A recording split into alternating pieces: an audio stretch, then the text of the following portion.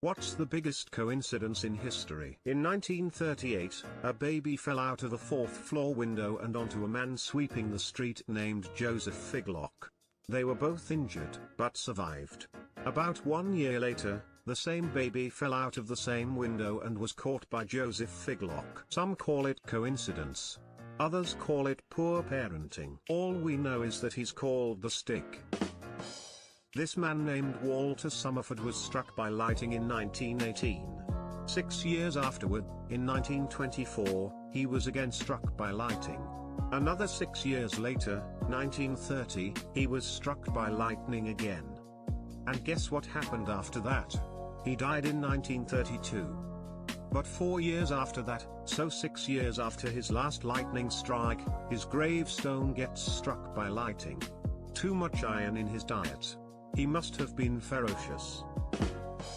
In World War I, a German ship tried to run the British blockade by disguising itself as a British ship, but the first ship they came into contact with was the one they'd disguised themselves as. Edit, the German ship was the SMS Cap Trafalgar and the British one was the HMS Carmania. Well, one of us is going to have to change. The story of Jennifer Bricker and Dominique Mosciano. The short version. A girl is born without legs and put up for adoption. She gets adopted by a loving family and given the name Jennifer Bricker. Despite having no legs, Jennifer grows up to develop a love for gymnastics. Jennifer comes to idolize Olympic gymnast Dominique Mosciano. Jennifer collects posters of Dominique and watches all of her events on TV religiously. One day, Jennifer's parents come across Jennifer's old adoption papers. Jennifer is the long-lost sister of Dominique Mosciano. In 1858, a man named Robert Fallon was shot dead while playing poker because he cheated. He won $600, which was now deemed unlucky, so no one wanted it. They gave it to a new player who took Fallon's place. He turned the $600 into $2,200. When the police arrived, they demanded the original $600 to be passed on to Fallon's next of kin, only to discover that his son was in fact the new player, who had not seen his father in 7 years. Hey, it's me, your son. I've posted this one before, but it's worth repeating.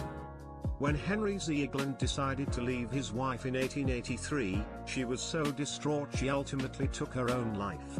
In an attempt to avenge her death, Ziegler's wife's brother shot Ziegler in the head, then took his own life. But unknown to him, the shot had only grazed Ziegler and embedded itself into a nearby tree. 20 years later, Ziegler was trying to remove a tree from his yard. He strapped it up with some explosives and lit the fuse. The ensuing explosion not only destroyed the tree, but also blasted the 20-year-old bullet out of the tree, across the yard, and into Ziegler's head, killing him instantly. The long game. Napoleon and Hitler were born 129 years apart. They came into power 129 years apart. They declared war on Russia 129 years apart. They were defeated 129 years apart. Hitler was born April 20, 1889. 129 years will be 2018. He is coming. Clearly, the only rational response is to kill every baby born in 2018. If I've learned anything from ancient myths, one baby will be spared and the mass killings will make him into the ruler that we sought to prevent. Morgan Robertson's short story, published in 1898, about the gigantic luxury passenger liner that struck an iceberg while crossing the North Atlantic, and sank with terrible loss of life. The ship was deemed practically unsinkable, and so didn't carry anywhere near enough lifeboats for the passengers and crew. And the ship was called the Titan. Google this if you don't believe me. A taxi, carrying a passenger, ran over a man on a motorcycle and killed him. A year later, the same taxi driver had the same passenger on the same street and hit the same motorcycle, killing the driver, who just happened to be the brother of the man who was killed a year before. I read that on Cracked a while back. Mongol fleets almost conquered Japan twice in 7 years. They were stopped both times by a typhoon, They had a nice time fighting the Japanese and then died in a tornado. 112 men died during the Hoover Dam project. The first was on December 20, 1922. His name was J.G. Tierney. The last was on December 20, 1935. 13 years to the day, Patrick Tierney died. He was J.G.'s son. There is a video bouncing around the web these days called The Strangest Coincidence Ever Recorded. It tells the story of a ship which sank in the Menai Strait off the coast of Wales on December 5, 1664. All 81 passengers died, except one. His name was Hugh Williams. Then on December 5, 1785, another ship with 60 aboard sank in the Menai Strait. The only survivor, a man named Hugh Williams. In 1820 on December 5th, a third vessel sank in the Menai Strait. All 25 aboard were drowned except, you guessed it, a man named Hugh Williams. Looks like we have an immortal ship saboteur on our hands. When Mark Twain was born in 1835, it was on the day of the appearance of Halley's Comet. He died on the day it next appeared in 1910. He predicted his own death would coincide with the appearance of the comet. I came in with Halley's Comet in 1835. It is coming again next year, 1910, and I expect to go out with it. It will be the greatest disappointment of my life if I don't go out with Halley's Comet. The Almighty has said, no doubt, now here are these two unaccountable freaks, they came in together, they must go out together. It just so happens that currently the distance the Earth is from the Sun and the Moon from the Earth, we get spectacular complete and perfect solar eclipses. Bobby Lane got traded by the Detroit Lions in 1958. After he got traded, he put a curse on the Lions, saying they wouldn't win for 50 years. Not only did the Lions finish with the worst winning percentage in the NFL for the next 50 years and never make a championship game, but in 2008, exactly 50 years later, the Lions became the first team in NFL history to go 0-16 in a season. They went winless. Because of this, in 2009, the Lions had the #1 pick in the NFL draft. They chose QB Matthew Stafford, who lived on the same street and went to the same high school as Bobby Lane did. Thomas Jefferson and John Adams both died on July 4, 1826, which was the 50th anniversary of the signing of the Declaration of Independence. John Adams' last words were, "Thomas Jefferson still lives." He didn't know that Thomas Jefferson had died only a few hours earlier. When Gandalf arrived just in time for the war, a wizard is never late, nor is he early, he arrives precisely when he means to. There was a TV show called The Lone Gunman. It was a short-lived, comedic spin-off of The X-Files. In the series premiere, the plot was about a conspiracy to fly a commercial airliner into the Twin Towers as a false flag operation. It aired in March 2001. Might be buried, but whatever. When Steve Jobs was born, his biological father was a professor living in the Midwest. Jobs eventually tracked down his biological mother, and through her met his sister, Mona, but didn't want to meet his father, or allow his father to know anything about him. Mona, however, did track down their father, and arranged a meeting with him. Steve Jobs asked her not to mention him, and she agreed to respect his wishes. When she met her father, though, eventually the conversation turned to his career managing various restaurants throughout the world. He'd since given up teaching. He bragged about one particularly nice place he used to run in California, where plenty of the Silicon Valley types would sometimes show up, including Steve Jobs, who he described as a great tipper. Mona asked Jobs about this, and he remembered the place, and remembered meeting the man who ran it on several occasions. He met his biological father and didn't even know it. 9th of November was the date of some very important events in Germany with several years between them. I don't know if this counts, but hey ho. End of the monarchy, 1918. Failed beer hall putsch, 1923. Kristallnacht, 1938. Fall of the Berlin Wall, 1989. Edit, got the year wrong on one. Superman and Batman's mother are both named Martha. When Tamerlane's tomb was discovered and opened up by Soviet archaeologists, it had an inscription that read, "Whoever shall open my tomb shall unleash a conqueror more terrible than I." The same day Hitler invaded the Soviet Union. How about one of the saddest? During the American Civil War, the Irish Brigade, US, attacked a sunken road in front of Mary's Heights during the Battle of Fredericksburg. Coincidentally, on the other side, was a predominantly Irish regiment under Cobb, CSA. Hiding behind a stone wall on the other side of the road, the Irish regiment tore into the Irish Brigade, who suffered around 60% causalities. The Irish regiment was fighting in the Civil War to gain war experience, so they could return to Ireland and fight the British. Sad to think men on both sides crossed such a large ocean to reach the New World, only to kill their own brothers. Irish history is basically just constantly getting screwed over. King Umberto I of Italy, surprised nobody mentioned it yet. One day, Umberto was eating at a restaurant when he saw the owner looked exactly alike. That wasn't the only strange coincidence, it was found out they were both born on the same day, in the same town, married women whose names were the same, and the owner opened his restaurant the day the king was crowned. On July 29, 1900, King Umberto was notified the restaurant owner was killed in a hunting accident earlier that day. Moments later, an assassin shot Umberto dead. When I was in Rome, my girlfriend and I ran into the same family in completely different parts of the city every single day we were there. Very bizarre. Pretty sure they recognized us the last time. Felt like a glitch in the Matrix or something. I don't think that's history. The Civil War started in Wilmer McLean's front yard and ended in his parlor. The Great Chicago Fire was the second worst fire in the US that day. No one remembers Peshtigo, a once thriving community, because it burned to the ground and was lost forever. Edit, as some have noted, there is a town called Peshtigo, Wisconsin today. The title character of the TV show Caroline in the City was from there, in fact, and it was an ongoing gag. However, the original town did burn to the ground, killing over 1,000 people, and they rebuilt it a few years later. Battle of Midway.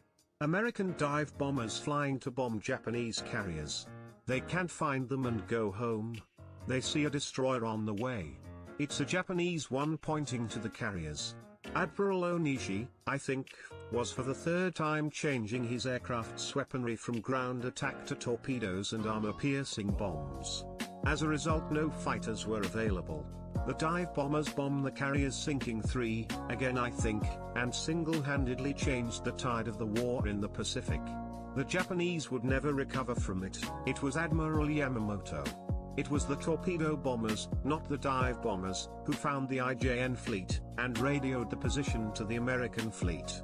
Because they had to fly low and slow, they brought the Japanese fighters down to the water to shoot them down. The fighters could not be in position to protect the fleet against the dive bombers. 4 or 5 minutes later, the dive bombers found the Japanese fleet and attacked. Herman Wouk provides a wonderful account of the attack in War and Remembrance. Thunderbird 6 and Blue Angel 6 just crashed on the same day. Our existence. Archduke Franz Ferdinand's driver not understanding the change in plans and driving right past Gavrilo Princip after the failed assassination attempt that same day. You never see Clark Kent and Superman together at the same time. Titanic versus the Titan.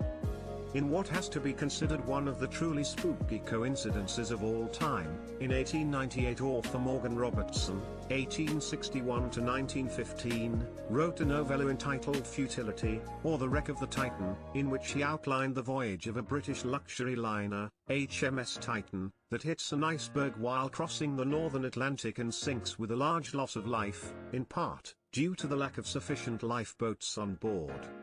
14 years later, in real life, the Titanic hits an iceberg while crossing the Atlantic and sinks. Both the fictional Titan and the real Titanic were triple-screw luxury ships about 800 feet long that hit an iceberg in the month of April while traveling at around 25 knots, resulting in the death of some 2,500 souls. Violet Jessup, the 20th of September 1911, survived the sinking of the RMS Olympic, the largest, most luxurious ocean liner at the time. The 14th of April 1912, survived the sinking of the RMS Titanic, the new largest, most luxurious ocean liner at the time. The 21st of November 1916, survived the sinking of the HMHS Britannic, the Titanic's sister ship. This lady had a knack for surviving the sinking of the three most famous gigantic luxury ships. Not as mind-blowing as some of the others, but I always found it weird that the Columbine shooter Eric Harris talked about hijacking planes and flying them into NYC. MH370 was the 404th plane of its type to be produced. And it went missing. Error, 404 not found. Everything that lined up perfectly to create first living organism in this world. Odds are staggering. Technically, assuming time is infinite, it is guaranteed to happen. Oh, I have a good one. In 1957 a Finnish architect, Eero Saarinen, was sitting on a panel deciding on the design for the Sydney Opera House. Except he was a day late. Eero took it upon himself to look at the entries rejected by the panel the day before and decided he liked the design submitted by Jorn Utzon so much, he convinced the rest of the panelists to change their minds about it.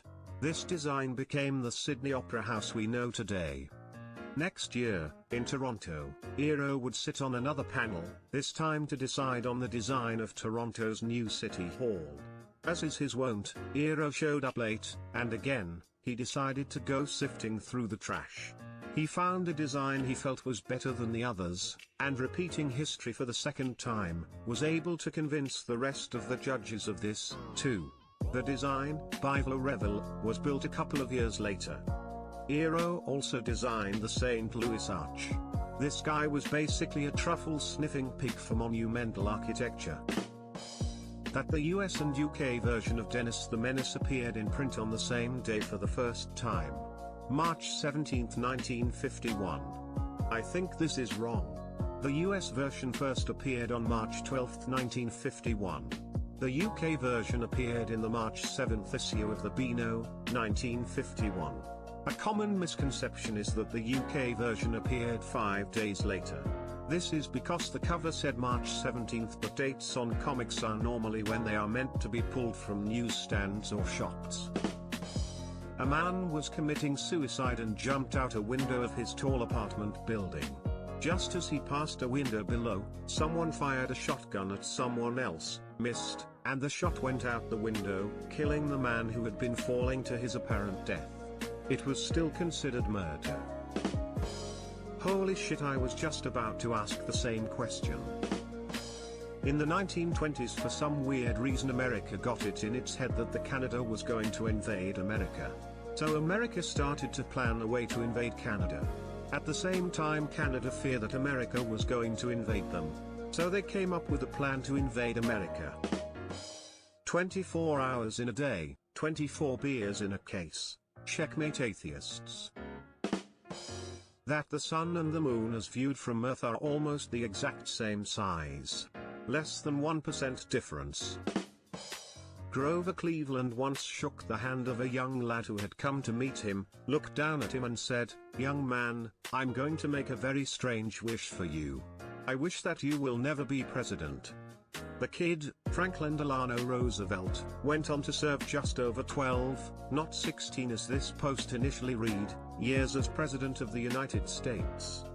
He was elected to 4 terms, and 4 by 4 is 16. Coffee is good. There was a man who won the lottery, and 2 weeks later when he reenacted the scratching of the ticket for a TV news report, he won it again. Lou Gehrig getting Lou Gehrig's disease. J.R.R. Tolkien. 1 ring to rule them all. 9 rings given to men. 7 given to the dwarves. 3 given to elves. He died in 1973. How many of Bill and Hillary's friends die of suicide and plane crashes? On June 20, 1940, Soviet archaeologists uncovered the tomb of Tamerlane, a rather bloodthirsty Mongol invader. A warning inscription read, "Whoever opens my tomb will unleash an invader more terrible than I." They opened it anyway. Germany invaded the Soviet Union 2 days later. Liked what you saw? Hit like, subscribe and the bell icon for more crazy Reddit content.